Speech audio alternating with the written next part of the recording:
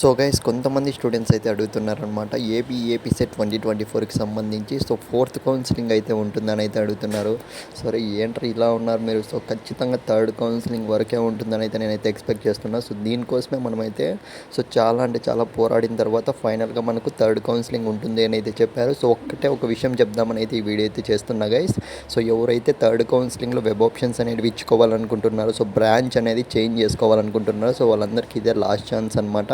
So మీరైతే ఒకసారి screen మీద అయితే గమనించండి. సో మనకు ఖచ్చితంగా 19th నుంచి అయితే సో రిజిస్ట్రేషన్స్ అయితే స్టార్ట్ అయిపోతాయి. అంటే ఎవరైతే రిజిస్ట్రేషన్ ఇంకా చేసుకోకుండా సో ఫస్ట్ కౌన్సిలింగ్ సెకండ్ కౌన్సిలింగ్లో సో అంటే ఛాన్స్ అనేది వదులుకుంటారో వాళ్ళకు మళ్ళీ ఇంకో ఛాన్స్ ఉంటుందన్నమాట. ఇకపోతే వెబ్ ఆప్షన్స్ విషయానికి వస్తే మనకు క్లియర్గా చూసుకున్నట్టయితే 20th నుంచి 22nd వరకు, అంటే 20, 21, 22 సో ఈ 3 రోజుల్లో మనకు వెబ్ ఆప్షన్స్ అనేటివి అయితే ఇచ్చుకోవచ్చు అనమాట. సో ఎలా ఇవ్వాలి అన్న విషయానికి వస్తే సో ఈసారి మాత్రం ఈ తప్పులు అయితే చేయకండి.